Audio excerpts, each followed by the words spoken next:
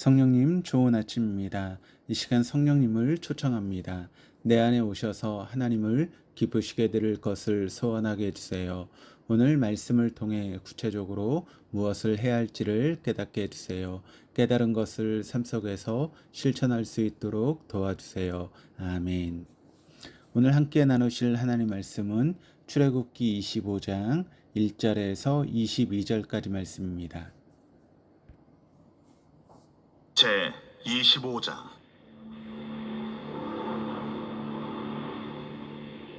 여호와께서 모세에게 말씀하여 이르시되 이스라엘 자손에게 명령하여 내게 예물을 가져오라 하고 기쁜 마음으로 내는 자가 내게 바치는 모든 것을 너희는 받을지니라.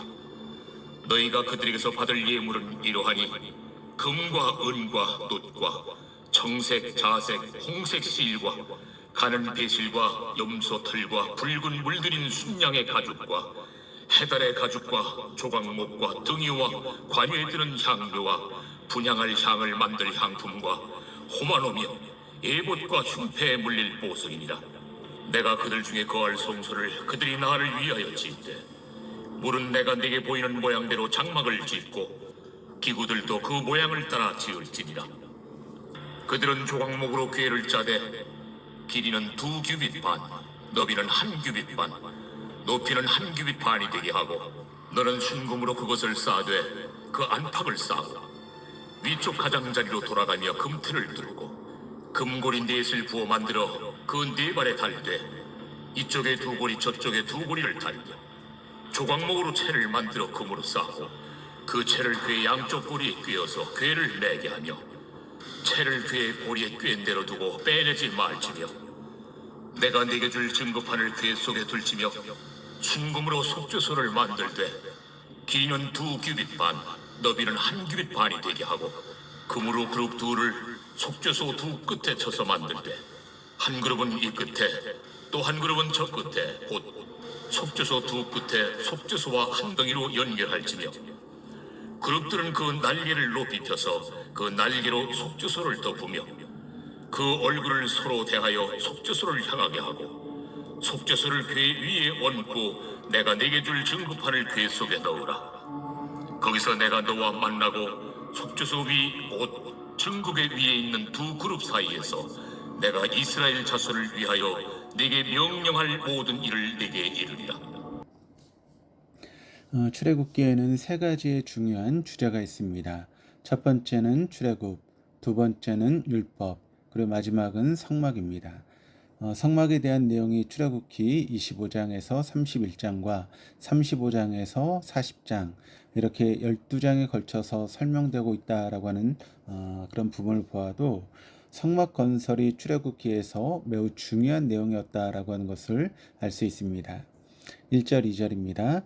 여호와께서 모세에게 말씀하여 이르시되 이스라엘 자손에게 명령하여 내게 예물을 가져오라 하고 기쁜 마음으로 내는 자가 내게 바치는 모든 것을 너희는 받을지니라.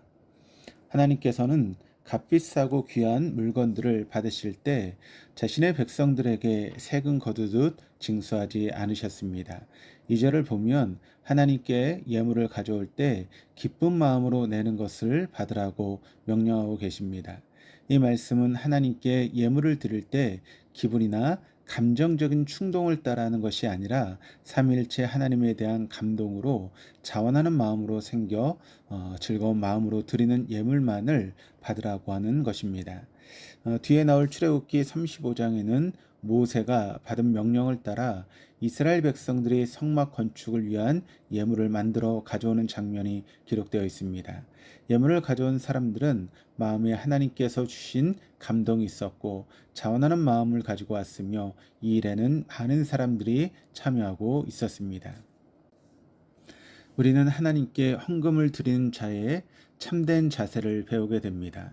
이것은 고린도서 9장 7절에 나오는 가르침대로 헌금을 드릴 때는 즐거운 마음으로 내며 동시에 인색함으로나 억지로 하지 않는 것이 하나님의 뜻임을 기억해야 합니다.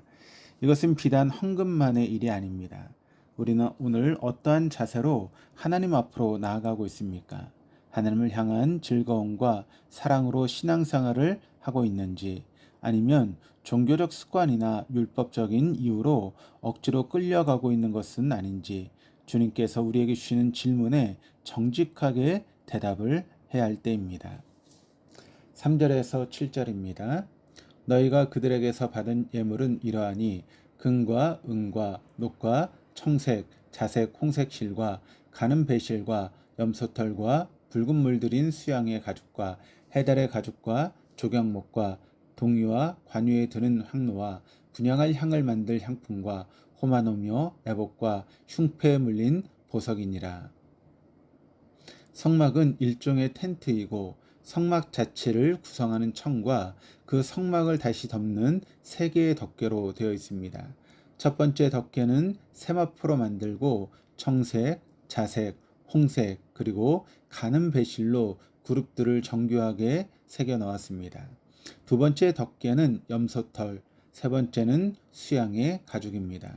그리고 네 번째는 해달의 가죽으로 만들었습니다. 그 외 여기 나오는 물건들 모두 이스라엘 백성들이 이집트에서 노예 생활하는 동안은 구경조차 하기 힘들었던 것들입니다. 그러니까 이스라엘 백성은 이 모든 것을 어디서 어떻게 가져왔겠습니까? 그것은 이스라엘이 이집트에서 나올 때 이집트 사람들에게서 받은 것일 가능성이 가장 큽니다. 8절 9절입니다. 내가 그들 중에 거할 성소를 그들이 나를 위하여 짓되 물은 내가 내게 보이는 모양대로 장막을 짓고 기구들도 그 모양을 따라 지을지니라. 우리가 알다시피 성막은 출애굽한 이스라엘 백성들이 만들었고 예루살렘 성전은 솔로몬이 건축했습니다. 그런데 시편 78편 65절에서 70절을 보시면 조금 특이한 말씀이 있습니다. 그때 주께서 잠에서 깨어난 것처럼 포도주를 마시고 고함치는 용사처럼 일어나사 그의 대적들을 쳐 물리쳐서 영원히 그들에게 욕되게 하셨도다. 또 요셉의 장막을 버리시며 에브라임 지파를 택하지 아니하시고 오직 유다의 지파와 그가 사랑하시는 시온산을 택하시며 그의 성소를 산의 높음같이 영원히 두신 땅같이 지으셨도다. 또 그의 종 다윗을 택하시되 양의 우리에서 취하시며. 이 구절에서 나타나는 성소란 유다 지파와 시온산 그리고 예루살렘 성전을 말합니다. 이렇게 성막이나 성전은 단순히 그 물건 자체로서 의미가 있는 것이 아니라 다양한 상징을 담고 있으며 그렇게 이러한 성전을 계획하시고 만드신 분이 하나님이시다라고 하는 사실을 보여주고 있습니다. 10절에서 16절입니다. 그들은 조각목으로 궤를 짜되 길이는 2규빗 반, 너비는 1규빗 반, 높이는 1규빗 반이 되게 하고 너는 순금으로 그것을 싸되 그 안팎을 싸고 위쪽 가장자리로 돌아가며 금태를 두르고 금고리 넷을 부어 만들어 그 네 발에 달되 이쪽에 2고리 저쪽에 2고리를 달아 조각목으로 채를 만들어 금으로 싸고 그 채를 궤 양쪽 고리에 넣어서 궤를 매게 하며 채를 궤의 고리에 꿰인 대로 두고 빼내지 말지며 내가 내게 줄 증거판을 궤 속에 둘지며.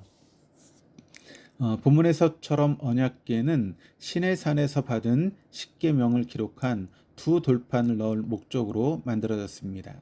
언약궤는 아카시아 나무로 만들어진 직사각형의 상자입니다.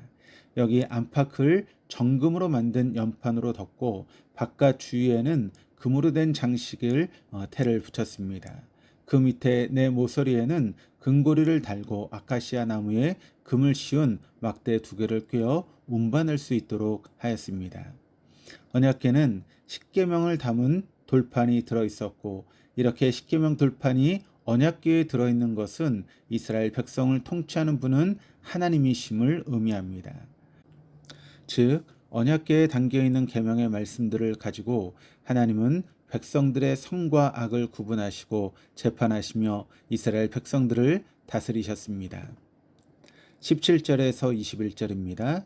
순금으로 속죄소를 만들되 길이는 2규빗 반, 너비는 1규빗 반이 되게 하고 금으로 그룹들을 속죄소 두 곳에 쳐서 만들되 한 그룹은 이 끝에 또 한 그룹은 저 끝에 곧 속죄소 두 끝에 속죄소와 한 덩이로 연결할지며 그룹들은 그 날개를 높이 펴서 그 날개로 속죄소를 덮으며 그 얼굴을 서로 대하여 속죄소를 향하게 하고 속죄소를 궤 위에 얹고 내가 내게 줄 증거판을 궤 속에 넣으라. 속죄소는 길이와 너비가 언약궤와 동일합니다. 그 이유는 속죄소를 언약궤 위에 올려놓아 뚜껑처럼 사용했기 때문입니다. 속죄소는 금으로 만든 판자 위에 금으로 만든 그룹들이 서 있는 형태로 되어 있습니다. 그룹들은 성막에 하나님께서 임하고 계시다는 극적인 상징이었습니다. 역대상 28장 2절에 의하면 속죄소는 하나님의 보좌의 발등상이며 예레미야 3장 16절에서 17절에 의하면 보좌 그 자체입니다. 두 그룹은 날개를 높이 펴서 속죄소를 덮고 얼굴을 마주 대하면서 고개를 약간 숙여 아래를 내려다보게 했습니다. 이런 자세를 하고 있는 이유는 지성소에 하나님이 임재하고 계심을 나타내기 위해서입니다. 이와 관련하여 이사야 6장에는 성전에서 그룹들이 하나님을 모시고 서 있는 광경을 아주 독특하게 그리고 있습니다. 6개의 날개 중 2개로는 얼굴을 가리고 2개로는 발을 가리고 날았다. 그러면서 여호와 하나님은 거룩하다라고 노래했습니다. 이 그룹들이 왜 얼굴을 가렸습니까? 하나님을 보지 않기 위해서입니다. 천사조차도 하나님을 볼 수 없을 정도로 하나님은 거룩하시고 그 영광이 무한하시기 때문입니다. 이렇게 거룩하신 하나님이 죄악으로 더럽혀진 이스라엘 백성을 자기 백성 삼으시고 또 그들 가운데 계시겠다라고 지성소를 만들게 하신 것 자체가 말로 표현할 수 없는 은혜입니다. 지성소는 거룩하신 하나님이 임하여 계신 곳이기 때문에 사람이 함부로 접근하는 것을 막고자 지성소와 성소를 나누는 커튼에 그룹을 새겨 넣었습니다. 두루 도는 불칼을 두어서 가진 그룹들이 에덴 동산을 지켰던 것처럼 지성소를 침입자들로부터 지키기 위해서였습니다. 22절입니다. 거기서 내가 너와 만나고 속죄소 위 곧 증거궤 위에 있는 두 그룹 사이에서 내가 이스라엘 자손을 위하여 내게 명령할 모든 일을 내게 이르리라. 언약궤는 하나님의 임재를 나타내는 강력한 상징입니다. 언약궤는 양쪽에 금고리를 달아 아카시아 나무로 만든 채를 끼워 메고 다닐 수 있도록 하였습니다. 이스라엘 백성들이 텐트를 치고 살다가 이동하게 되면 항상 언약궤가 먼저 이동합니다. 이렇게 언약궤가 먼저 움직인 이유는 이스라엘 백성들이 쉴 곳을 찾기 위해서였습니다. 쉴 곳이라 함은 이스라엘 백성이 머물 생활 장소를 의미합니다. 이처럼 쉴 곳을 찾는 주체가 누구이겠습니까? 그것은 언약궤를 맨 사람도 아니고 언약궤 자체도 아닌 오직 우리 여호와 하나님이십니다. 그래서 이스라엘 백성은 언약궤가 출발할 때에는 여호와여 일어나서 주의 대적들을 흩으시고 주를 미워하는 자로 주의 앞에서 도망하게 하소서라고 외쳤습니다. 단순히 언약궤가 나가는 것이 아니라 여호와 하나님이 직접 나가셔서 이스라엘 백성의 쉴 자리를 잡고 대적들을 흩으면서 그들의 길을 예비하시는 것입니다. 그런데 언약궤가 3일을 먼저 가면 보이지 않을까? 보이지 않을 것입니다. 그래서 그 언약궤가 찾은 쉴 곳으로 구름 기둥과 불 기둥이 하늘을 덮으며 이스라엘 백성을 인도했습니다. 이스라엘은 텐트를 치고 멈추면 여호와여 이스라엘의 천만이 내게로 돌아오소서라고 외쳤습니다. 쉴 자리를 찾아 앞서 가셨던 하나님께서 다시 이스라엘 가운데 계시면서 그들을 보호하시고 왕으로 자정하여 다스려 두시도록 기도한 것입니다. 출발할 때는 하나님을 뒤따라 가고 도착하면 하나님을 먼저 찾았던 이스라엘 백성들처럼 하나님의 말씀을 앞세우고 그 말씀은 반추하며 살아가는 것이 언약 백성의 바른 삶입니다. 그런 점에서 우리를 절대로 하나님의 말씀보다 먼저 달려나가 우리의 인생을 스스로 망가뜨리면 안 됩니다. 하지만 우리가 하나님의 말씀 안에서 우리의 속도를 지키며 하나님의 말씀을 따라간다면 우리의 허물과 실수를 가려주시고 회복시켜 주시는 능력의 예수님을 깊이 만날 수 있습니다. 오늘 하루 하나님께 허락하신 말씀의 자리를 신실하게 지켜감으로 하나님께서 주시는 참된 복과 은혜를 충만하게 누리시는 저와 여러분 우리 모두가 될 수 있기를 주님의 이름으로 축복합니다. 기도하시겠습니다. 우리보다 먼저 가시어 우리를 지켜주시는 하나님 아버지, 우리를 항상 안전한 곳으로 인도하여 주시어 감사합니다. 오늘 말씀을 통하여 우리는 우리 자신을 통제하고 우리가 가진 것 중 좋은 것을 기쁜 마음으로 하나님께 드리는 삶이 우리에게 참으로 필요한 삶임을 깨닫게 하심에 감사드립니다. 스스로를 하나님 앞에서 돌아보는 기회를 통해 하나님께 허락하신 복된 하루와 인생을 살아갈 수 있도록 인도하여 주시옵소서. 감사드리며 예수 그리스도의 이름으로 기도드립니다. 아멘.